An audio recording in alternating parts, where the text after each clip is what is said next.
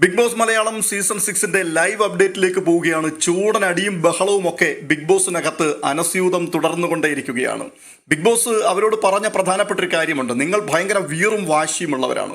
സത്യത്തിൽ നിങ്ങളെ ഓർക്കുമ്പോൾ അത്ഭുതം തോന്നുകയാണ്. നിങ്ങൾ എങ്ങനെ ഇത്രയും മെന്റൽ കപ്പാസിറ്റി ഉള്ളവരായി ഇവിടെ പിടിച്ചു നിന്നു എന്നുള്ളത്. കാരണം അത്രമാത്രം പ്രതിസന്ധികളിലും പ്രശ്നങ്ങളിലും കൂടിയായിരുന്നു ഈ സീസണിന്റെ തുടക്കം മുതൽ നിങ്ങൾ മുമ്പോട്ട് പോയിക്കൊണ്ടിരുന്നത്.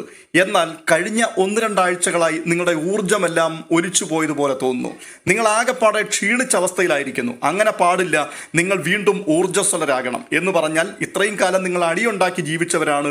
അത് കണ്ടപ്പോൾ എനിക്ക് അത്ഭുതം തോന്നി. ഈ അടിയുണ്ടാക്കിയിട്ട് നിങ്ങൾ പിടിച്ചു നിന്നല്ലോ. പക്ഷേ ഇപ്പോൾ എനിക്ക് നിരാശയുണ്ട്. നിങ്ങൾ അടിയുണ്ടാക്കുന്നില്ല, ബഹളമുണ്ടാക്കുന്നില്ല. അതുകൊണ്ട് പ്രിയ കുഞ്ഞുങ്ങളെ, നിങ്ങൾ അടിയുണ്ടാക്കൂ എന്ന് പറഞ്ഞുകൊണ്ടാണ് ബിഗ് ബോസ് ആരംഭിച്ചത്. എന്തായാലും ബിഗ് ബോസിനെ ഒട്ടും തന്നെ നിരാശപ്പെടുത്താതെ കണ്ടമാനം കണ്ടന്റുകൾ അതിനകത്ത് ഓരോരുത്തരും വാരി വിതറുന്ന കാഴ്ചയാണ് കാണുവാൻ സാധിച്ചത്. ജയിൽ നോമിനേഷനാണ് അതിനുള്ള പശ്ചാത്തലമായിട്ട് ബിഗ് ബോസ് കൊണ്ടുവന്നത്. ജയിലിലേക്ക് ഏകദേശം 6 പേരുകളാണ് ഉയർന്നു വന്നത്.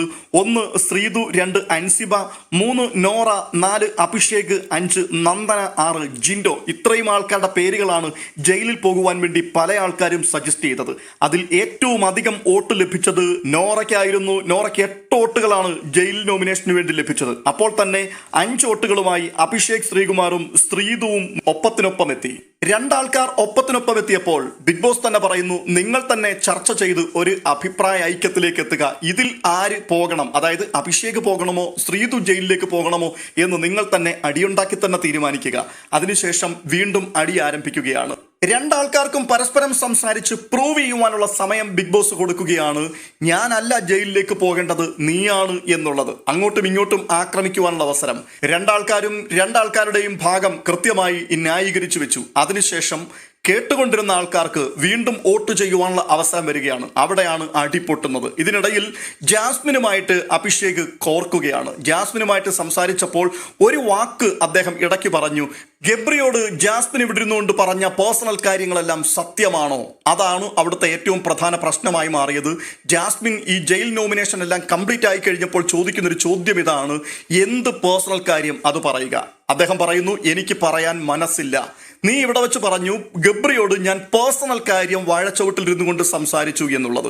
പേഴ്സണൽ കാര്യം പറഞ്ഞു എന്നുള്ളത് വെറുതെ വിളിച്ചു പറഞ്ഞാൽ പോരാ. എന്ത് പേഴ്സണൽ കാര്യമാണ് പറഞ്ഞത് എന്നുള്ളത് നീ അത് പ്രൂവ് ചെയ്യണം, നീ തെളിയിക്കാൻ തയ്യാറാകണം. എനിക്ക് നിന്നോട് സംസാരിക്കാൻ താല്പര്യമില്ല. അങ്ങനെ അഭിഷേക് അവിടെ എല്ലാം ഓടി നടക്കുകയാണ്. ജാസ്മിൻ വിടാനുള്ള ഭാവവുമില്ല. പുറകിന് നടന്ന് സംസാരിക്കുമ്പോൾ അവഹേളിക്കുക, അവഗണിക്കുക, അവസാനം മോശമായ വാക്കുകളിൽ കൂടി ജാസ്മിനെ ആക്രമിച്ച് കീഴ്പ്പെടുത്തുവാൻ ശ്രമിക്കുക. കട്ടയ്ക്ക് സപ്പോർട്ട് ചെയ്യുവാൻ വേണ്ടി ഋഷിയും അൻസിബയും കൂടെ നിൽക്കുന്നുണ്ട്. അതുകൊണ്ട് തന്നെ ആ കരുത്തിൽ ഭയങ്കരമായിട്ട് ആക്രമിക്കുകയും അവഹേളിക്കുകയും ചെയ്യുകയാണ്. ഇവരുടെ ബഹളത്തിൽ ഒരു കാര്യം മാത്രമാണ് പിടികിട്ടിയത്. അഭിഷേക് സംസാരിച്ചു വന്ന വഴിക്ക് വായിൽ നിന്ന് വീണുപോയി. പക്ഷേ അതിനൊരു ക്ലാരിറ്റി കൊടുക്കുവാൻ അഭിഷേകിന്റെ കയ്യിലില്ല. ഉണ്ടെന്നുണ്ടെങ്കിൽ ഇതാണ് നീ പറഞ്ഞ വിഷയം, അല്ലെങ്കിൽ നീ അവിടെ വെച്ച് പേഴ്സണൽ മാറ്റർ ഇന്നതാണ് സംസാരിച്ചത് എന്ന് പറഞ്ഞാൽ അവിടെ വെച്ച് ആ പ്രശ്നം തീരുകയാണ്. പക്ഷേ അങ്ങനെ ഒരു സംഗതി പറയാൻ അയാളുടെ കയ്യിൽ ഇല്ലാത്തത് കൊണ്ട് തന്നെ അയാൾ ആവശ്യമില്ലാതെ സംസാരിച്ച് നടക്കുന്നത് പോലെയാണ് എനിക്ക് തോന്നിയത്. പക്ഷെ ജാസ്മിൻ ആകട്ടെ വിടാനുള്ള ഭാവവുമില്ല. ഒടുവിൽ ഋഷിയുടെയും അൻസിബയുടെയും അടുക്കൽ ചെന്നിട്ട് അഭിഷേക് പറയുകയാണ്, കണ്ട പട്ടികളെല്ലാം കിടന്ന് കുരയ്ക്കുന്നതിന് മറുപടി പറയേണ്ട ആവശ്യം നമുക്കില്ല. ഈ രീതിയിലുള്ള വാക്കുകൾ പറഞ്ഞിട്ട് ഒടുവിൽ പീപ്പിൾസ് റൂമിനകത്തേക്ക് കയറിപ്പോയി. അപ്പോൾ ജാസ്മിൻ സിജോയോടും സായിയോടും കൂടെ സംസാരിക്കുകയാണ്. ഞാൻ ജയിൽ നോമിനേഷനെ കുറിച്ചാണ് സംസാരിക്കുന്നത്. അതിനിടയിൽ വെച്ച് അവൻ പറയുകയാണ്, നീ ഗബ്രിയോട് പറഞ്ഞ പേഴ്സണൽ കാര്യങ്ങളെല്ലാം സത്യമാണോ? പരസ്പര ബന്ധമില്ലാത്ത കാര്യമാണ് സംസാരിക്കുന്നത്. അതെന്താണ് അവൻ ഉദ്ദേശിച്ചത് എന്നുള്ളതിൻ്റെ ക്ലാരിഫിക്കേഷൻ എനിക്ക് തരിക എന്ന് മാത്രമേ ഞാൻ ചോദിച്ചുള്ളൂ. അതിനാണ് ഇത്രയും ബഹളമുണ്ടാക്കി ഇവിടെയെല്ലാം പാറി പറന്ന് നടക്കുന്നത്. ഉടൻ തന്നെ സായി പറയുകയാണ്, അങ്ങനെയാണെന്നുണ്ടെങ്കിൽ ഒരു കാര്യം ചെയ്യും, ഓടി നടക്കണ്ട, ഇവിടെ നമുക്ക് ഇരുത്തി സംസാരിക്കാം.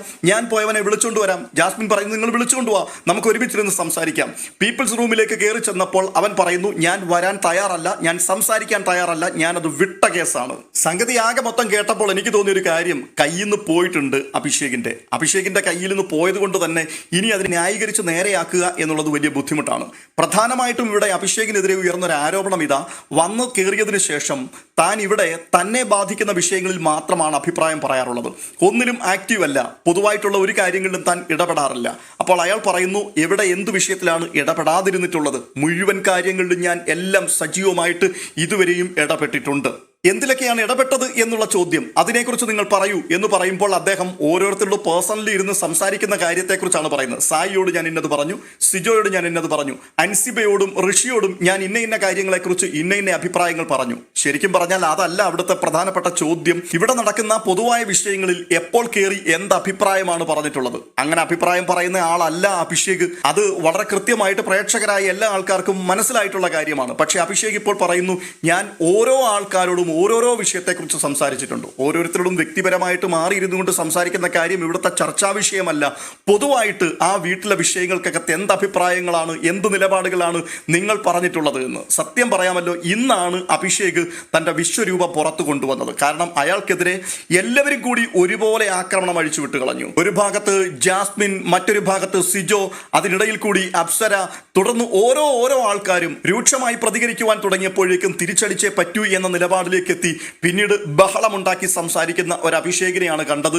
എന്തായാലും ഇപ്പോൾ പീപ്പിൾസ് റൂമിനകത്തേക്ക് എനിക്ക് ഒരുത്തരോടും സംസാരിക്കാൻ താല്പര്യമില്ല എന്ന് പറഞ്ഞ് പോയിരിക്കുകയാണ്. അടുത്ത നിമിഷങ്ങളിൽ അറിയാം എന്തൊക്കെയാണ് സംഭവിക്കാൻ പോവുക. എന്തായാലും ജയിൽ നോമിനേഷനിലേക്ക് അഭിഷേകിനെയും നോറയെയുമാണ് ഇന്ന് എല്ലാവരും കൂടി പിടിച്ചിട്ടിരിക്കുന്നത്.